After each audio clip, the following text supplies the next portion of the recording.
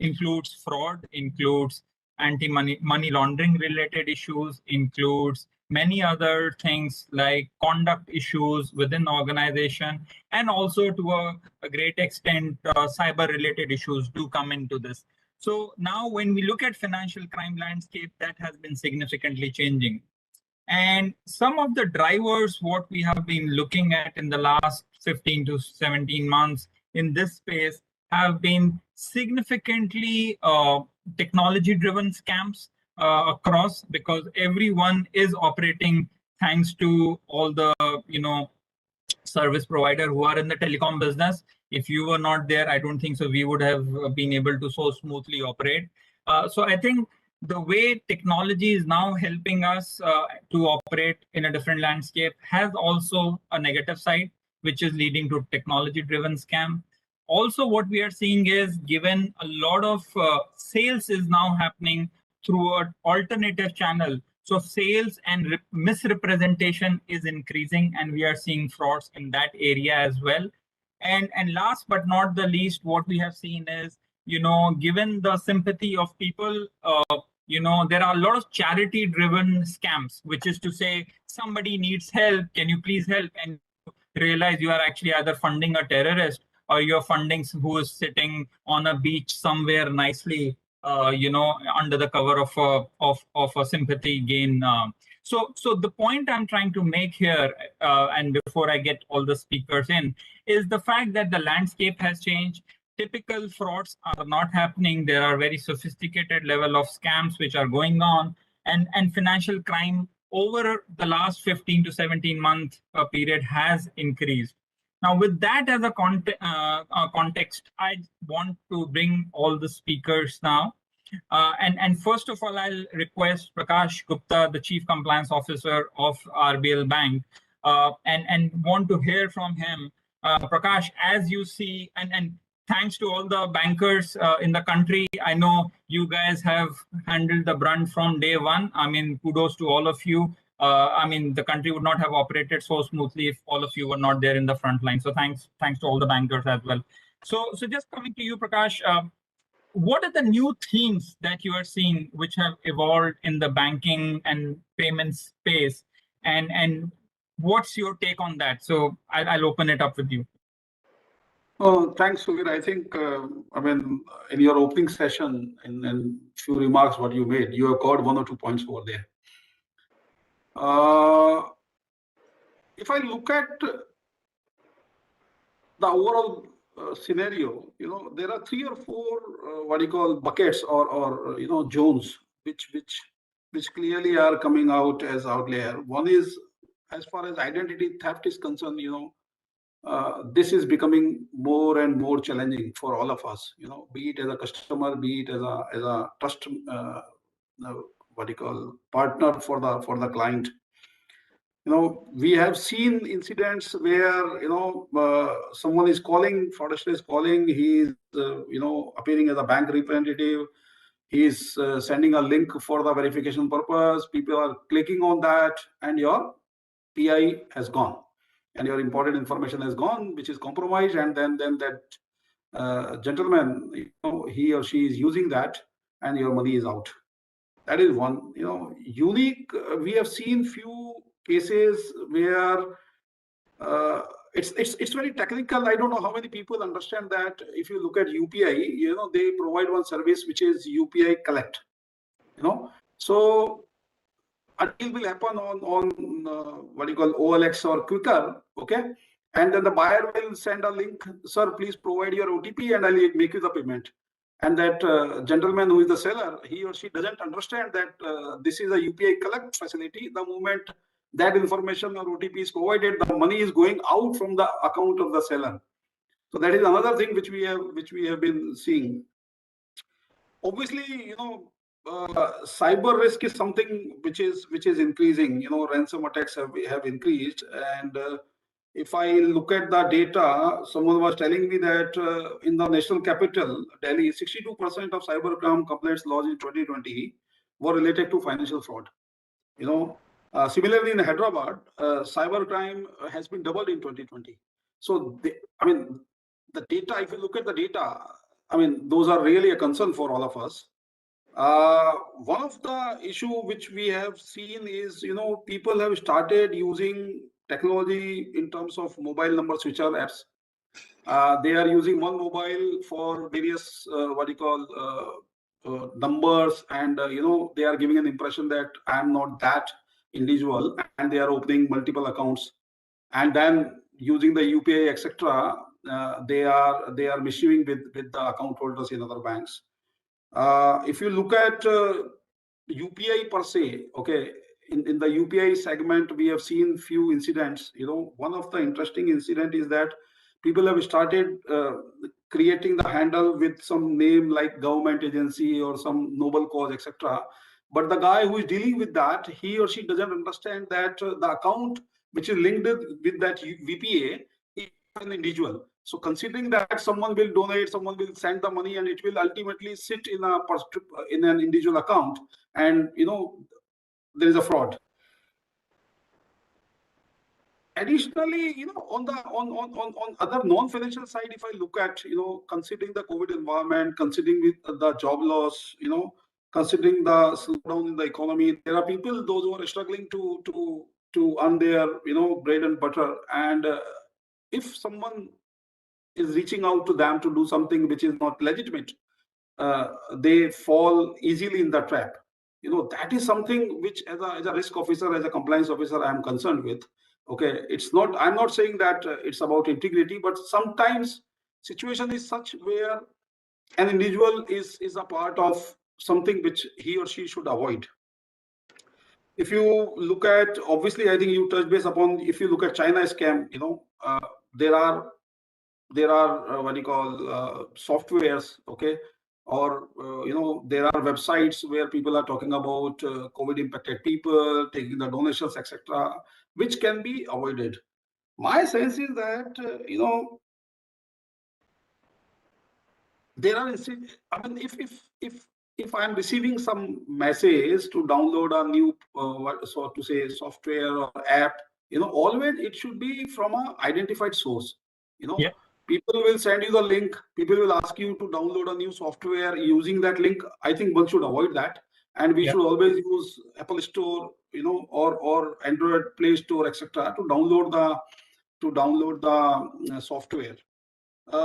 If I sum it up, there are three issues. Okay, one is the vulnerability of the user. Second one is sharing of the data. Obviously, until unless the user is not sharing the data, but circumstances are created in such a way where the counterparty seems to be genuine, and someone is sharing the data. And within the banking ombudsman stuff is increased multifold because people are using UPI to take the money out from the bank accounts. So sharing of the data is something very, very important. And I think, and obviously phishing and scheming, we need to build the controls on that front.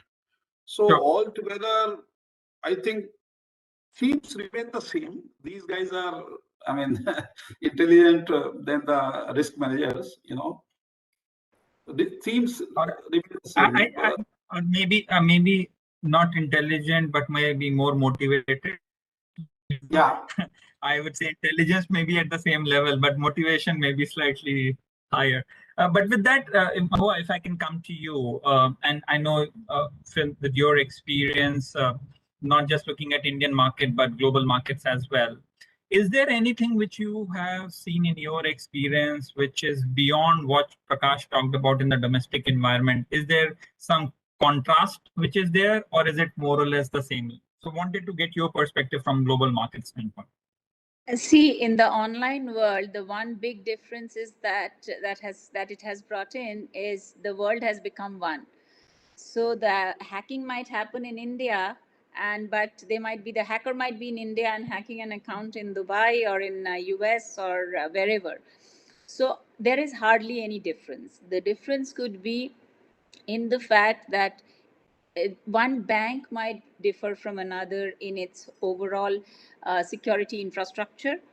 And these hackers are, I mean, I'll agree with Prakash, they are smart, no doubt about it. I mean, whatever you do, they'll figure out a way. So they know which are the banks where security is a little weak, and they will attack those. So I do not see anything which is different from what Prakash said. It is the same kind of scam, but maybe the number is higher because, see, if you look at the data, according to RFI group, 71% of global consumers are using digital transactions. That could be slightly lower in India, but even in India, the numbers are high. And many of these people or many of these transactions, the net value is very low because I would use it for my everyday shopping. And that's across the globe. A corner store, a depot, a mom and pop shop, everybody is using this. So average transaction value has gone down. The number of transactions have gone up substantially. If I look at my own bank, 98% of our non-financial branch transactions are digital. 68% of our financial branch transactions, which are financial, are digital. So that's a substantially higher number than what it used to be before. As a result, we are wide open to all kinds of hacking. And as Prakash said, different modes are coming up. You do one thing, there is, if you, cover up one particular area, they will attack another.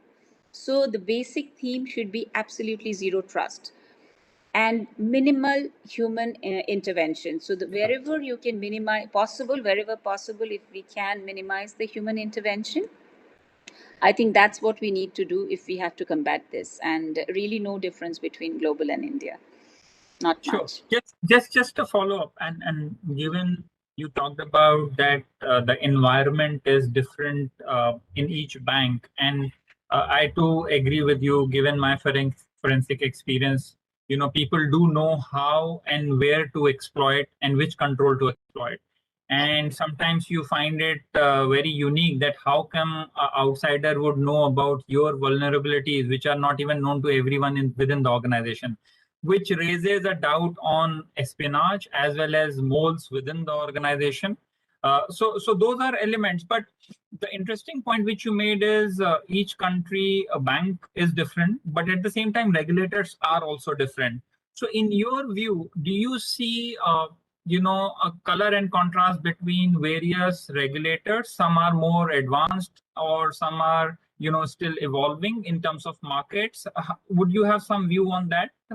See, honestly, I would say the regulators are learning fast. I mean, yes, definitely, probably the lead comes from the West, but what I have seen, the regulators catch up very fast. And this pandemic has all of us, including the regulators, are one notch above, because we are just trying to fight something which has come up. I mean, say I was going through some reviews, and one of VMware's report from 2020, and this is a data from between February 2020 and April 2020, which is like the first couple of months of this complete working, banking, and everything from home.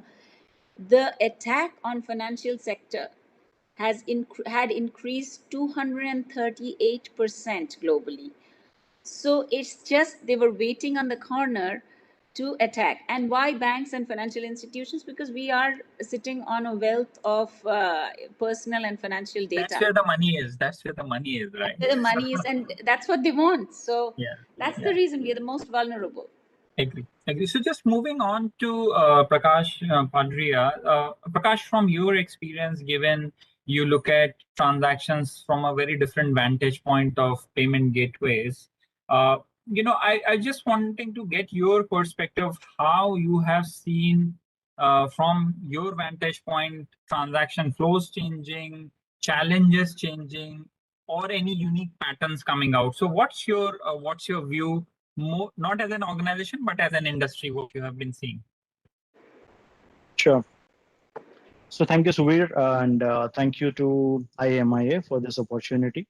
It's a very good learning session, at least for me, with views from Prakash and Mohua. You get a very good industry insight in this. If you look at the way, like Mohua was sharing, the way we transact has changed. I mean, think of the days when we just used to have NEFT and RTGS and people were fine waiting for that 1.5 hour of NEFT batch to go. And then IPS came and then the QR code came. The whole payment space, right? When it comes to the payment gateways, the new integrations, the new type of payment, the new methods of payment, people are expecting it.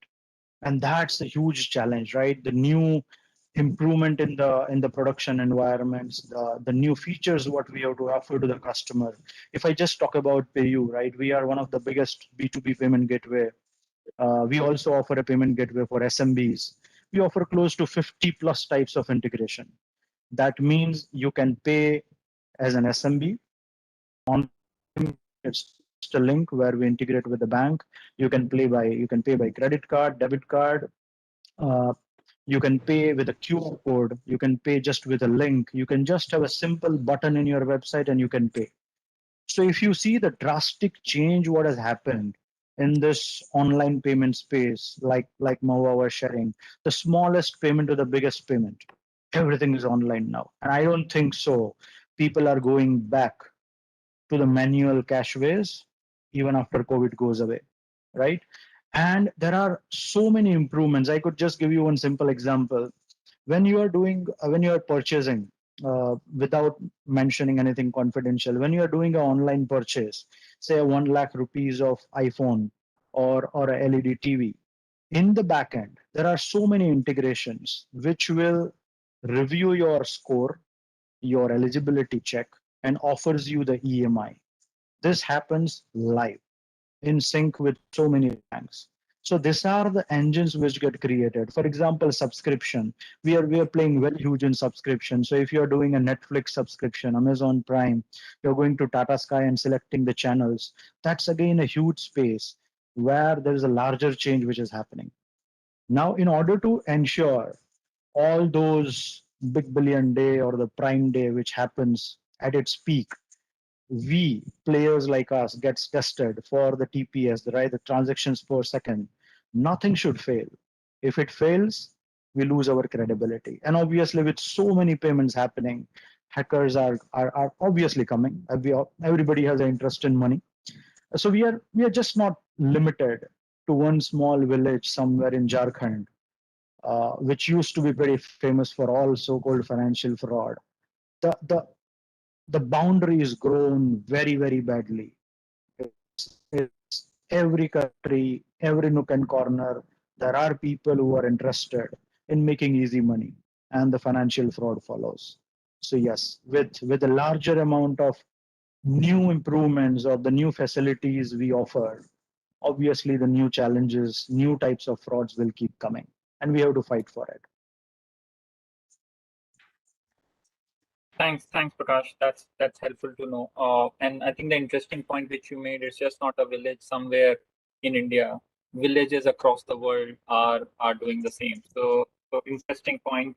I think net needs to make some other villages also popular. Moving to Rounak. Rounak, with your experience in the banking sector, and you're interestingly in the, if I say, a Venn diagram of a bank and a payments entity, the payments bank, right? And this is an evolving space, and transactions are growing. So in your view, what are the financial crime focused themes that you specifically say in the payment space, and especially for payments bank broadly? And how do you think this will be evolving? So your thoughts on that would be helpful. Great, good question, Suveer. So I basically completely echo with what Prakash has said in the beginning in terms of what type of financial crimes, including the payment frauds, which are currently in vogue. And this all has basically increased, multifold, starting, basically digitization of the entire, basically our society. And then there was in 2016 demonetization, and then we had all those the governments and regulatory push towards less cash society. Then we got, basically the entire GST in 2017, which led to formalization. And the last we had now COVID, right? It completely changed the landscape and the way we basically live, right? We how we socialize, how we do shopping, and then obviously the payments. So in one stroke, basically what has happened is that the people who never used to basically do these online payments have been forced to actually start using these online payments, right? Be it for bill payments, e-com shopping, or all those fund transfers, etc. So obviously this has given a great fillip, right, to make the life easy, doorstep convenience, real-time confirmations, and so on. But obviously this has also come with a lot of risk. And as basically Prakash rightly said, few of them are becoming very, very prominent, and one of them being the cyber fraud, which is around the entire social engineering, which is we all every day hear out on the phishing and wishing and smishing. But what has happened is that after the COVID, because of these issues around basically loan restructuring and EMI waivers and cashbacks and government subsidies and so on. So what is happening is that these fraudsters are basically taking advantage of that, calling these naive customers and vulnerable sections of the society, saying that you do this XYZ either through clicking on basically emails and going to these fake websites, or basically through phone calls in the garb of basically COVID relief. And these vulnerable society, the people actually fall is prey to all of these basically calls, and sharing their bank account details and the card details. And one of the instances, what as Prakash was saying, is like clicking on the UPI app with respect to the pay. Actually the customer is thinking that he is receiving money, but in fact he is actually paying to the fraudster, right? So this is ongoing. It was there, but it has increased on account of the COVID, and I know there has to be a lot of more focus on how do we prevent. Having said that, detection also needs to strengthen, right, in terms of the customer profile, etc. That is one.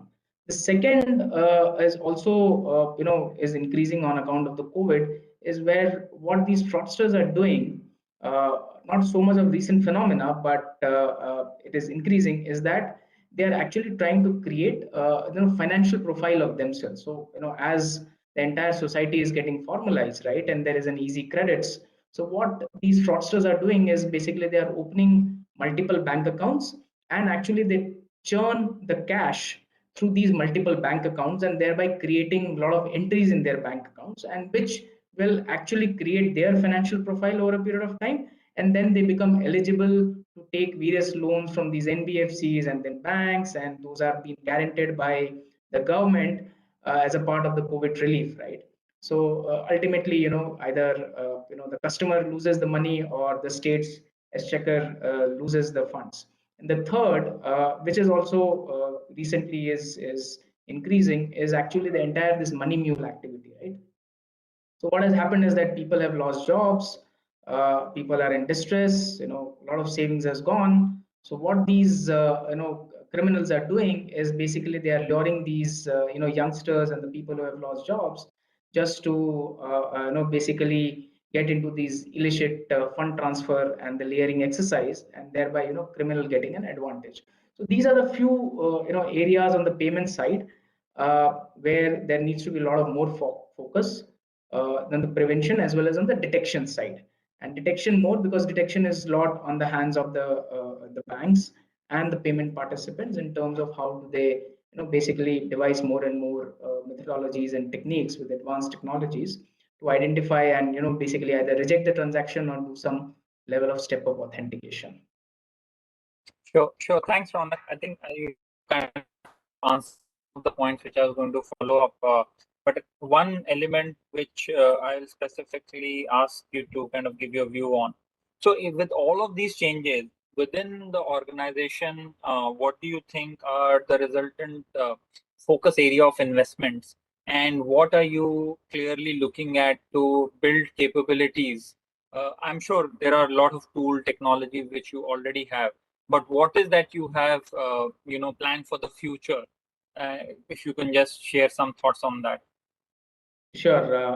So I'll basically break this into a couple of points. So one is from the banking perspective. So traditionally, and many of the banks they have a different platforms for, let's say, a bank's accounts. They have a platform for credit cards, a separate platform for loan management, separate platform for UPI, and obviously there are related fraud risk tools, methodology, and the governance structures, right?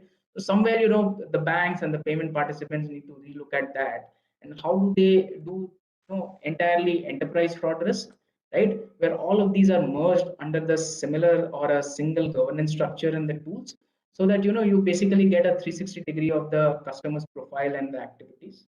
That is one of the basically I think the issue which requires a lot of focus across the banks. That is one. The second is basically an extension of the same enterprise fraud risk, is that when you start looking at the customer from a 360-degree view, right? What he's doing on the UPI, what is he doing on his bank account, on the credit cards, on the loans, and so on, then you get a lot of new data elements of the customer, right? And when you get these data elements, then you get to know the customer well. And once you get to know the customer well, on the top of that, when you start contextualizing the entire customer in terms of his geolocation, the date and time of the transaction, basically, is it an individual or a corporate? In the month in which he does a transaction, when does it does bill payments, and so on. So what happens is that at that point in time, when you put all of that into your risk models, as a lot of technologies are available, you get a good probability of whether the customer transactions is genuine, in line with his historical pattern, versus basically the transaction which is completely does not look like to be a customer's transaction, and thereby you decide whether you want to completely reject, or you basically want a step up authentication, right? So this is one of the focus area. The second is also, as the cost pressure builds in, right, the banks and the payment participants also needs to somewhere think of how do they deliver more with less resources, and going smart way in terms of the AI and ML. AI mainly in terms of detection of the transaction patterns, which is basically not in line with the historical pattern of the customer, versus the ML, where you basically, instead of refreshing the rules, the manually, how much is the false positive, how much is the hit ratio, and so on, you take the help of ML to basically do these automatically. So this is very, very important from a mitigation and a control environment perspective on the fraud side. On the AML side, apart from obviously, as I said, on the rules, etc., AI, ML, one of the very, very important and easy to do, which actually we are also doing, is on the SAR investigation and reporting, right? Where you can use a lot of these RPA tools, robotic processes, to actually automate your entire SAR reporting to regulatory authorities, right? There where speeding up the entire reporting, reducing the the cost pressures, and so on, right? So this is also one of the focus areas. And the last, which is actually very, very important, and a lot of work has already gone by regulator and payment participants, is how to make your app more safe, right? For example, already you can't actually download the app on let's say compromised devices. How do, let's say, do something, let's say containerization of your devices, so that fraudsters can't access what you are doing in the app, and so on. Basically, the way NPCI has gone about entire UPI, making it more safe and secure with respect to, let's say, device binding, reduction in the timelines of the device binding, etc., so that somebody else cannot download or do a device binding on your own behalf, and so on. But how do you make it more secure, right? Through how do you make your SMSs, your communication with the customer on the app, more articulate, right, and more user friendly, so the customer knows what he's doing, right? When he's sharing the OTP with the fraudsters and so on, for what purpose he's sharing the OTP? Sure. Is he linking his own device? Is linking his own wallets, or with let's say a third party devices, and so on, right? How do you refresh those device linkages, and so on? So these are a few of the points which will help continued trust of the customers, and achieving this entire digitization and less cash. Sure. That's very helpful, Rounak. Just moving forward to Prakash Padariya from PayU. Prakash, from your standpoint, what is that in the payment space, new innovation, new developments happening, which is to tackle the risk of fraud, maybe in a couple of minutes. And just for the audience, in the next 10 minutes, we'll open it up for question answers. So be ready with all the questions that you have for the eminent panelists. So Prakash. Sure, Suveer. So if we talk about financial crime, I'll cover this in two parts. One, what currently we have versus what's coming up. If I purely go by the RBI's annual report, just for the last year, there have been 2,500 cases of frauds, financial fraud, which was amounting to close to 120 crore Indian rupees. Just the financial fraud, just in 1 year, which is really huge. In terms of currently what we have, especially when it comes to India, obviously the core regulator, Reserve Bank of India, RBI has this very specific division called Rabbit. They have been doing phenomenal advisory and alert work, alerting on a timely manner, especially to mention the Indian Certain, which has been again doing phenomenal job in terms of alerting the companies wherever possible, giving that precautionary advices and advisories. That's also very, very crucial. We do have industry bodies like NASCOM and DSCI, especially DSCI, which very heavily focuses on cybersecurity. One of the interesting change what I have personally seen compared to a few years back is the advancement what we have in cybercrime police. I mean, those days are gone probably 7, 10 years before, where police did not have enough knowledge on computers. I have seen fantastic uh, police officials in UP, Mumbai cybercrime, Bangalore cybercrime, amazing knowledge on cybercrime and solving the cases. It's just a different thing that we just have so many cases to be reported, and all of these police stations are so understaffed that they're not able to resolve it on time. That is a bit of a challenge which surely the concerned bodies should look into. When it comes to government of India, obviously there's a large focus on the PDP bill, the privacy bill, which is upcoming in the parliament. One of the bigger change what I have observed recently is the Ministry of Home Affairs, which has released the cybercrime portal, where Indian nationals or non-Indian national can report the online financial fraud, and it gets segregated and propagated, be it banking, payments, or telecom. You can, I mean, there is a facility now where MHA is so serious about it, and they've released a cybercrime portal. When it comes to in-house, without disclosing much of the confidential information on what we are planning to do. It's more about improving the in-house capabilities on anti-money laundering, fraudulent transaction detection, very closely monitoring the API gateways, right? The demand for new payment methods are so increasingly heavily. You don't go to another web page, you transact everything, say on Amazon. You don't even go to another page for your OTP or a bank's OTP. We are building custom wrappers and API gateways get integrated. This whole technology is so complicated that there are new dimension of attacks keep coming as and when this technologies evolve. And we are building up the attack detection capabilities also on that front. The last spatial mention I wanted to do, what's coming up in this space for to prevent the financial crime is an amazing effort by Payment Council of India. They have been setting up a countrywide negative database in case people are not aware or the audience on this session are not aware, where Payment Council of India is setting up a negative database which will be used across payment platform. It's a repo which they are creating, which will have all the fraudsters, the type of fraud which is happening, and a fraud heat map across India. So this is something new which is happening. Amazing focus within the Indian regulatory body, and the Sure. new improvements what's happening in this space. Thank you, Prakash. That's helpful. Moving from one Prakash to other Prakash. Prakash, in your view, what is the role that the customer and public at large have to play to reduce financial crime? I know we talk about institutions to do their bit, but what is that people at large have to do their bit? And maybe if in a minute or two you can close that comment.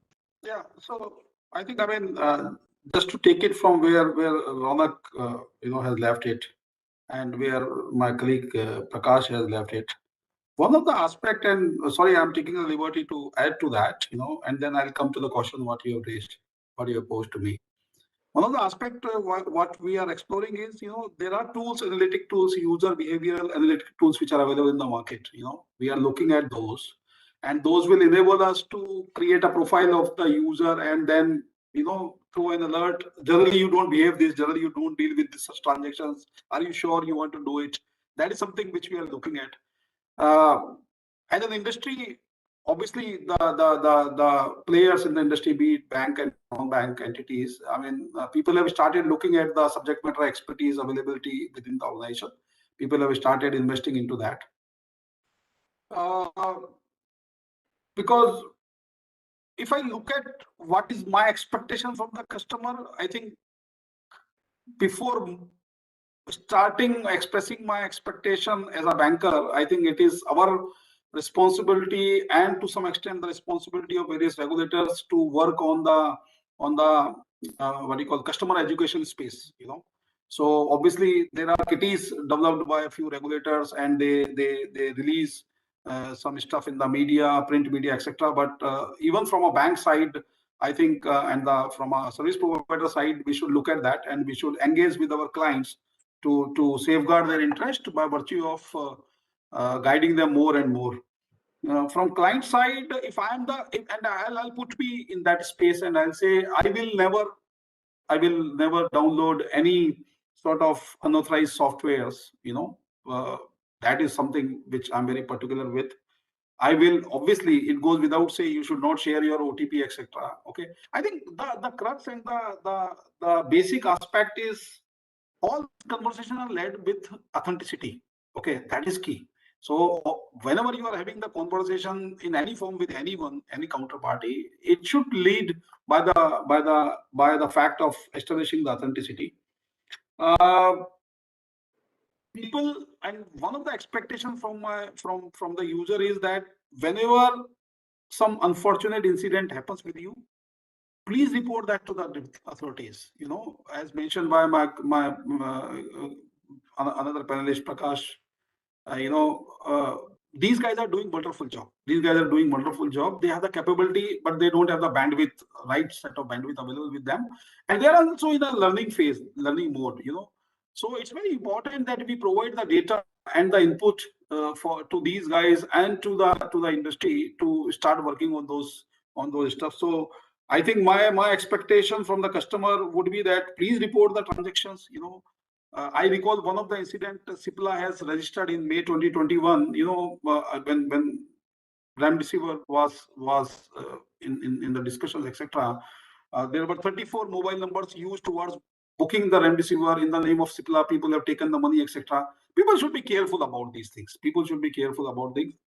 These things. And if you are establishing the identity or the authenticity of the counterparty, or the fact what you are expected to do as a customer, 30 to 40% problem will be resolved. Because I'll just put one number and then I'll go off on this. The real-time payment scams, have increased multifold. Identity theft, 6%. It has increased to 11.6, 12% from 6% in 1 year. If you look at digital wallet accounts related hacking, from 4.4%, it has gone to 6.2%. It cannot happen, and it cannot increase to that extent if, as a user, as a customer, if I'm doing the bit which I'm expected to do in terms of, doing the due diligence, not divulging the OTP and some information around yourself. I think that is key. Sure, that's helpful. So just coming to you, in your experience looking at the Indian market and global markets as well, what are the key changes within the organization? And I know digital transformation is one key theme, but specifically focused on financial crime, what are the key changes that you see? And I'm not specifying limited to your organization, but broadly, what you think would be the areas of focus and development? Yeah, so Suveer, as I said in my before also, now it's a environment of complete zero trust. So whatever, whether it's your process or your technology, I think the focus for every organization, from every organization, is start with no trust. So be it your network, with your processes. So when it comes to processes, for example, some of these basic processes like email, KYC, which are very repetitive, every bank does it like on a day in and day out. Trying to make it completely zero human intervention. That is one area which many banks are focusing on. AI is playing a significant role in monitoring employee as well as customer behavior. Anything that it flags out as something unusual, question it, or stop the transaction, question, and then release it. So even in our bank, we are extensively using AI to monitor behavior, to monitor every payment transactions. So AI, I would say, is a big area. The other thing that is being is very significant is real-time data analytics, because see, all these crimes are happening or increasing primarily because the customer has become demanding, in the sense that we want customized offerings from banks on a daily basis. Now, how is that possible? That is possible only when we are playing with data real time, day in and day out. That's when we can offer something very customized to you, what you want. As a result, the data gets exposed.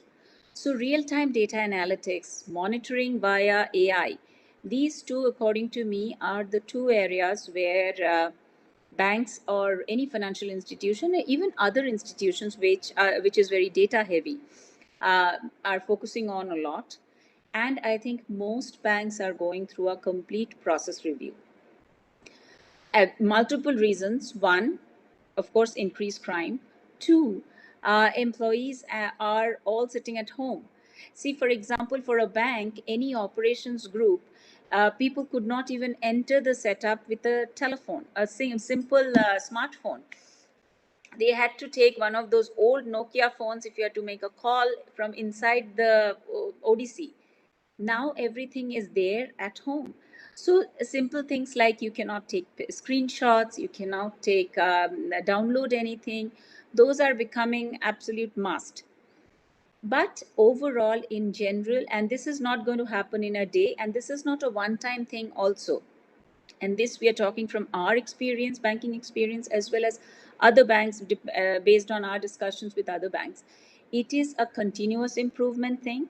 Mashreq as a bank has always, because we are more focused on, we have been more focused on innovation and digitalization. Even before this pandemic, our focus on the security part has always been very high.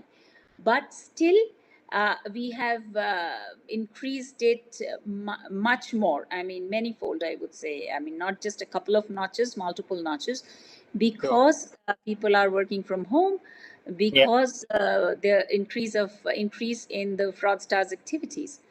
So overall, start from zero trust and review everything to see where could be a weakness. So Sure, got it.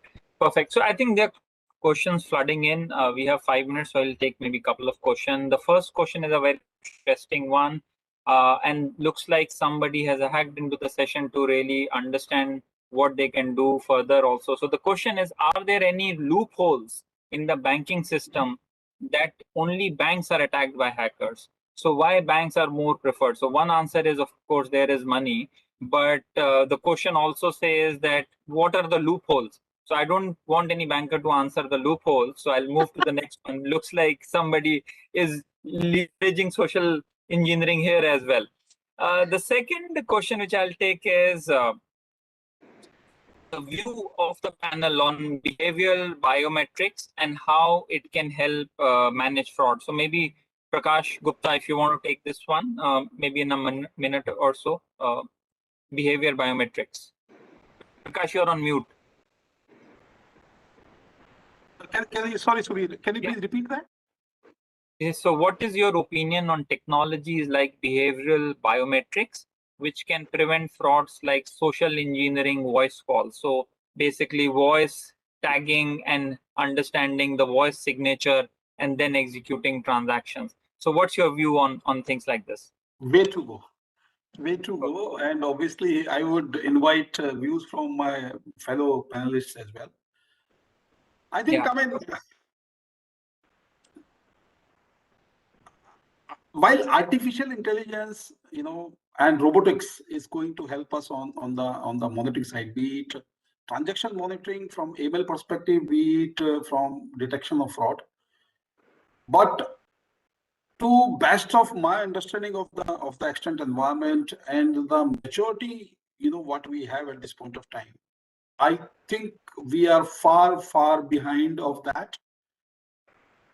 Bear in mind, I think what my colleague Mohua mentioned few minutes back, if you look at the extent environment, there are arrangements, there are outsourcing elements.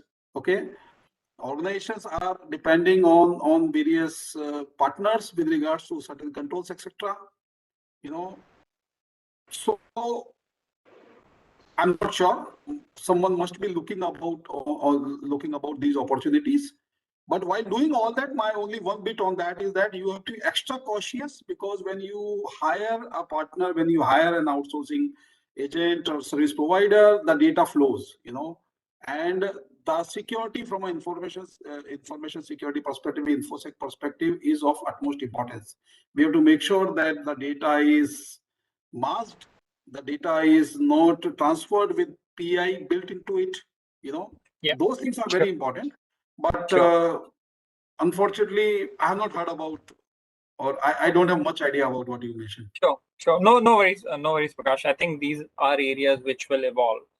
Just in the interest of time, I'll take last 2 minutes to some of the key themes which really resonated with me. I think starting with no trust, Mohua, you talked about this couple of times. I think no trust is the starting point, but as we have know your similarly, it's know your counterparty with whom you're transacting for the first time. Know your app. I think Rounak talked about this also. So know your app is also very important. What you're downloading, Prakash, you also touched upon that. Some of the important points which Prakash, you talked about were the payment council related new databases which are getting built up. So anybody who is listening to this call, please do not do any frauds if you have ever done, because you will get blacklisted. Then there will be a challenge. So I think we need to be very careful, go forward, as well as doing transaction. Elements around enterprise fraud risk, I think Rounak, you touched upon that. It's very critical to think about how do you look at various platforms, various data sets, and leverage the data to then effectively use artificial intelligence and machine learning models to be able to identify and detect these patterns. And as Prakash talked about, the transactions can't get rejected because there is a reputational risk, there is a business risk, and they have to get in split seconds. So how do you do all of this more in less with the evolving technologies becomes very important. So today I have learned a lot. Last 1 minute I'll take to thank each and every panelist and IMI to organize this session. I have learned a lot, and I hope everyone who was listening into this webcast also enjoyed. We are happy to take questions later as well, which can be sent to IMI, and we will try to answer to the best of our abilities. But thank you, everyone, Prakash, Rounak, and Mohua for your time, and IMI for organizing it. Back to you. Thank you, speakers and the moderator for an exciting session and a knowledgeable session about financial risk in COVID. We'd like to thank our session partner Refinitiv, gold partner Riota, bronze partner Onfido, and knowledge partner EY. And delegates, please look forward to the upcoming sessions. Thank you. Thank you all. Thank you, everyone. Thank you. Thank you. Thank you.